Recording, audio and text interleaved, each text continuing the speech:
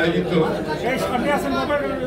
জাতীয় বিপ্লব দিবস উপলক্ষে আয়োজিত আজকের এই আলোচনা সভার সম্মানিত সভাপতি,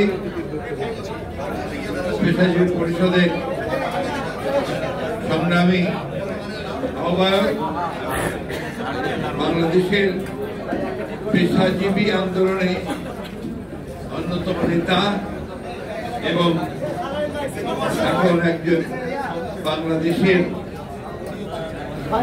রাজনৈতিক অঙ্গনে তুলনামূলকভাবে নবীন নক্ষত্র, জাতীয়তাবাদী দলের দলের যার সর্বোচ্চ কমিটি, জাতীয় স্থায়ী কমিটির সদস্য ডক্টর জাহিদ আমাদের মাঝে উপস্থিত আছেন। একজন স্বনামধন্য অর্থনীতিবিদ ডক্টর আবু মাহমুদ আমাদের মাঝে বিশিষ্ট পেশাজীবী বৃন্দ আছেন, যারা এই দেশের বরেণ্য ব্যক্তিত্ব এবং সামনাসামনি পেশাজীবী ভাই ও বোনেরা। একজন মাত্র মনে আছে, এই অভিযোগটা কিন্তু সকলের যে আপনারা মহিলাদেরকে সামনে এগুতে দেন না, নারীদের বলেন নারীদের ক্ষমতায়নের কথা, কিন্তু সেটা আপনারা করেন না, কেউই করেন। তো এইটা আপনাদের কাছে আমার অভিযোগ থাকলে একটা সামনে নিয়ে আসেন নারীদেরকে। প্রিয় পেশাজীবী বৃন্দ, আজকে যে বিষয়ে আমরা আলোচনা করছি এইটা দীর্ঘকাল আলোচনা করছি। আমরা বিপ্লব দিবস 7 নভেম্বর এই বিষয়ে কথা বলেছি, আমি সেই বিষয়ে আজকে কথা বলতে চাচ্ছি। আমি যেটা বলতে চাচ্ছি যে 7 নভেম্বরের তাৎপর্য এবং একই সঙ্গে যিনি পরবর্তীকালে 7 নভেম্বরের পরে দেশকে নেতৃত্ব দিয়েছেন, আমাদেরকে একটা নতুন স্বপ্ন দেখিয়েছিলেন, সেই বিষয়ে কিছু কথা বলছি। আমি 7 নভেম্বর সম্পর্কে সংক্ষেপে কথা বলতে চাই। যে 7 নভেম্বর ছিল আমাদের জাতির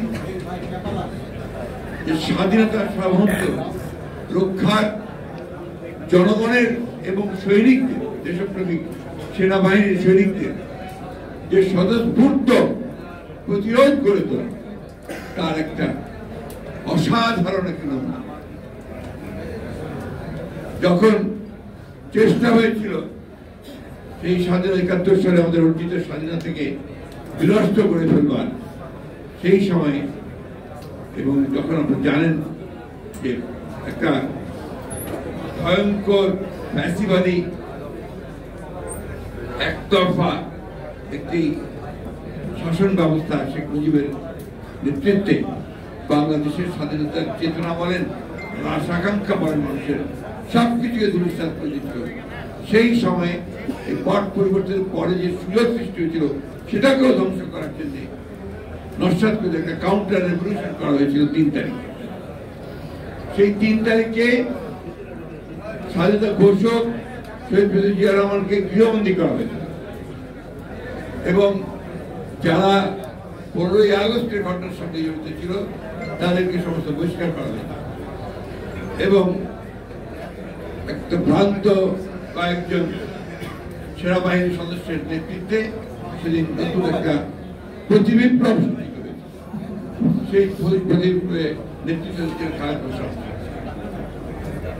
সেটাকে নস্যাৎ করে দেয় এই বাংলার দেশপ্রেমিক, স্বাধীনতা প্রিয়, সার্বভৌমত্ব প্রিয় জনগণ এবং সৈনিক।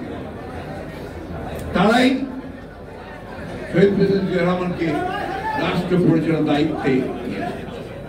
কেন নিয়ে আসে? নিয়ে আসেন এই কারণে 1971 সালে তার যে ভূমিকা, অখ্যাত মেজর কিভাবে একটি সম্ভাবনাময় একটা যুদ্ধের সূচনা করলেন, রাজনৈতিক নেতৃত্ব যেখানে ফেল করেছিল সে জায়গায় তিনি সেদিন সাহস করে স্বাধীনতা ঘোষণা দিয়ে জাতিকে যুদ্ধে ঝাঁপিয়ে পড়তে তিনি অনুপ্রাণিত করেছেন। সেই মানুষটি যখন আবার জাতির আরেকটি রূপ তিনি এসে সঙ্গে উপস্থিত হল, এবং ৩রা নভেম্বর পরে ৭ই নভেম্বর পরে যখন তিনি দায়িত্ব পেলেন জনগণের সামনে এসে, বিশেষ করে সৈনিকদের সামনে এসে তিনি যখন আবার বললেন যে আমি মেজর জেনারেল জিয়া বলছি, তখন মানুষের মনের মধ্যে আবার সেই আস্থা ফিরে এসেছে, আবার আমরা একটা জায়গা খুঁজে পাবো।